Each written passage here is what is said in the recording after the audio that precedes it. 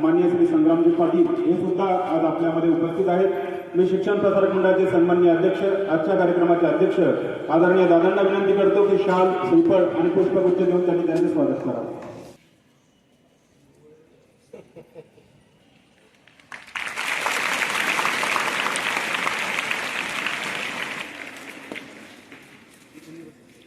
स्वागत होऊन जाऊ द्या। स्काउट क्लास गो।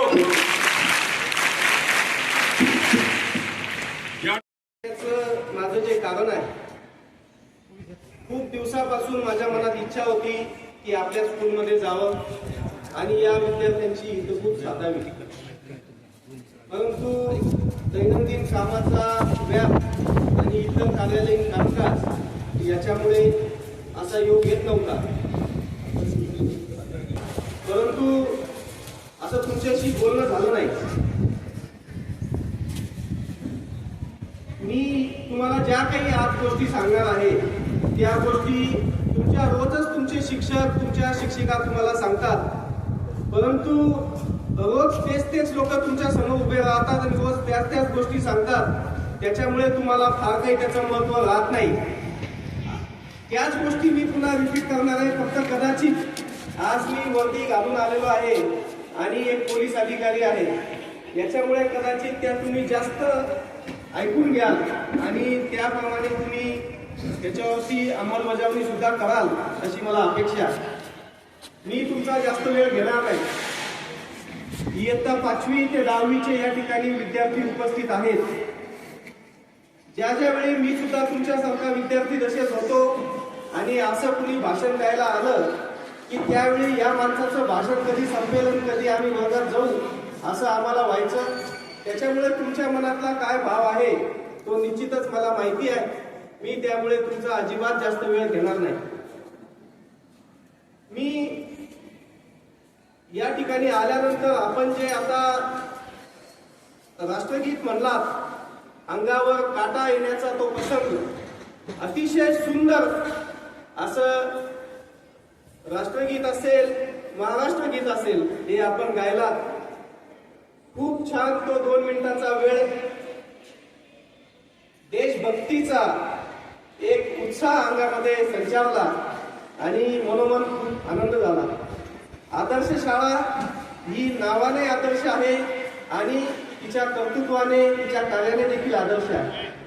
या आदर्श शाळेचे अनेक माजी विद्यार्थी वेगवेगळ्या स्तरावरती, वेगवेगळ्या ठिकाणी आपलं नाव लौकिक कमवत आहेत आणि आपल्या आदर्श शाळेचं नाव हे महाराष्ट्रात, या देशात कसं गाजेल यासाठी प्रयत्न करत आहेत। तुम्ही सुद्धा इथे बसलेले सगळे जे विद्यार्थी आहेत, ते सुद्धा या आदर्श शाळेचं नाव भविष्यात कसं मोठं होईल यासाठी निश्चितच प्रयत्न कराल अशी मला अपेक्षा आहे।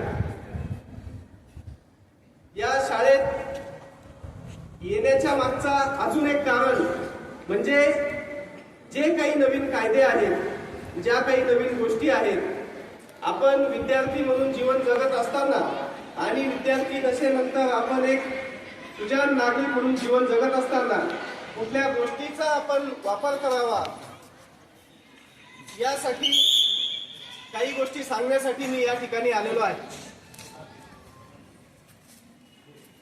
हे जे तुमचं वय आहे, इयत्ता 5वी ते 10वी किंवा 12वीचं वय, या वयामध्ये माणसाचं भविष्य दडलेलं आहे। असं म्हणतात की जे टीनेजर्स आहेत, टीनेजर्स म्हणजे वय वर्ष 13 ते वय वर्ष 19, या वयामध्ये जर आपण काहीतरी चांगलं काम केलं, जर आपण चांगला अभ्यास केला, तर ह्या वयामध्ये केलेल्या आपल्या कामाचं, केलेल्या अभ्यासाचं चीज होतं आणि भविष्यामध्ये आपण एक चांगला नागरिक म्हणून जीवन जगू शकतो। हे 6 ते 7 वर्ष आयुष्यातले तुमचे अतिशय महत्वाचे आहेत। मी चीन मधली एक गोष्ट तुम्हाला या निमित्ताने सांगू इच्छितो की चीन मध्ये एक चायनीज बांबू नावाचं एक ट्री आहे। एका शेतकऱ्यानं 2 झाडं लावली, त्याच्यामध्ये एक झाड लावलं चायनीज बांबूचं आणि एक झाड लावलं रेग्युलर। चायनीज बांबूच्या झाडाला सुद्धा तो तेवढंच पाणी देत होता आणि सर्वसाधारण झाडाला सुद्धा तो तेवढंच पाणी देत होता। 5 वर्ष तो सतत त्या झाडांना पाणी, खत, खाद्य देत होता। जे सर्वसाधारण झाड होतं ते 4-6 महिन्यांनी 8 फूट 10 फूट 12 फुटापर्यंत गेलं. सतत 5 वर्ष पाणी देऊन खत देऊन सुद्धा चायनीज बांबूचं झाड वरती जात नव्हतं. बाकी लोकांना असं वाटलं की हे झाड कुचकामी आहे, हे काही कामाचं नाही. 5 वर्ष सतत पाणी आणि सतत खत खाद्य घेतल्यानंतर त्या झाडाला 5 वर्षानंतर अचानक त्याची जी ग्रोथ झाली तर पुढच्या 60 दिवसामध्ये ते चायनीज बांबूचं झाड 90 फूट उंच गेलं. सांगण्याचं तात्पर्य हे की 5 वर्ष त्या झाडाला ज्या पद्धतीनं पाणी देण्यात आलं, खत देण्यात आलं, ते वाया गेलं नाही आणि 5 वर्षानंतर त्या झाडाचं जी ग्रोथ झाली आणि ते झाड 90 फुटापर्यंत जे सर्वसाधारण झाड होतं त्या झाडापेक्षा 80 फूट उंच गेलं. हे तुमचे जे 5 वर्ष आहेत हे ते 5 वर्ष हे त्या 5 वर्षाच्या त्या झाडासारखे आहे. या 5 वर्षामध्ये तुम्हाला जे शिक्षकांनी जे तुम्हाला ज्ञानरूपी जे तुम्हाला खत खाद्य देतात, ज्ञानरूपी जे पाणी देत आहेत ते जर तुम्ही घेतलं तर खऱ्या अर्थाने तुम्हाला सुद्धा 90 फुटापर्यंत जाण्यासाठी कोणी रोखू शकत नाही. भविष्यामध्ये तुमची प्रगती होणार ही फक्त तुम्ही जर या विद्यार्थी दशेमध्ये चांगला अभ्यास केला तरच. आपल्यामध्ये बऱ्याच वेळा आता एक लिथर्जिक ॲटिट्यूड येतो. आपण शाळेत येतो, 11 वाजता जातो, 5 वाजता जो काही आपला शाळेचा टायमिंग आहे, परंतु शाळेमध्ये आपण किती ज्ञान घेतो, घरी गेल्यानंतर आपण त्याचा किती होमवर्क करतो, शाळेत शिकवलेला आपण घरी जाऊन अभ्यास करतो का, उद्या काय शिकवणार आहे त्याचा आपण अभ्यास करतो का, या गोष्टीचा विचार करणं आवश्यक आहे. सकाळी ज्या वेळेस आपण स्कूलला येतो, उठल्यानंतर तयारी करतो, जेवण कर नाश्ता करतो, आपलं दप्तर घेतो, स्कूलला येतो, परंतु यायच्या आधी सुद्धा आपण आपल्याला दिवसभरात काय शिकवणार आहेत याचा अभ्यास केला पाहिजे. आल्यानंतर जे तुम्हाला तुमचे शिक्षक जे शिकवणार आहेत ते शिकून घेतलं पाहिजे. घरी गेल्यानंतर आज जे दिवसभर शिकवलेलं आहे त्याचा गृहपाठ आपण केला पाहिजे. परंतु बऱ्याच अंशी तसं होताना दिसत नाही. काही विद्यार्थी खूप चांगलं करतात. सध्या जगामध्ये खूप मोठ्या प्रमाणात कॉम्पिटिशन आहे.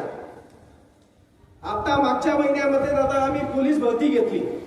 पोलीस भरतीला 110 जागा होत्या. बुलढाणा जिल्ह्यामध्ये पोलीस होण्यासाठी 110 जागा होत्या आणि बुलढाणा जिल्ह्यामधून पोलीस भरतीसाठी 12,000 उमेदवार आले होते. म्हणजे एक पोलीस होण्यासाठी 100 उमेदवार उभे होते. त्यामध्ये काही ग्रॅज्युएट होते, काही वकील होते. 12वी पासवर असणारी पोलीस भरती आणि त्याच्यासाठी डबल ग्रॅज्युएट असलेले लोक, LLB झालेले लोक, LLM झालेले लोक हे त्या ठिकाणी उपस्थित होते. 100तला एक सिलेक्ट करायचा आहे. सांगण्याचं तात्पर्य हे की बाहेर खूप मोठ्या प्रमाणात कॉम्पिटिशन आहे. MPSCच्या PSIच्या आमच्या वेळी 300 जागा होत्या. 300 जागांसाठी 3 लाख उमेदवार परीक्षेला बसले होते. 3 लाख लोकांतून 300 उमेदवारांमध्ये यायचं आहे. तर भारतामध्ये, देशामध्ये, महाराष्ट्रामध्ये ही जी कॉम्पिटिशन आहे या कॉम्पिटिशन मध्ये आपल्याला उतरायचं असेल तर आपल्याला अभ्यासाशिवाय पर्याय नाही.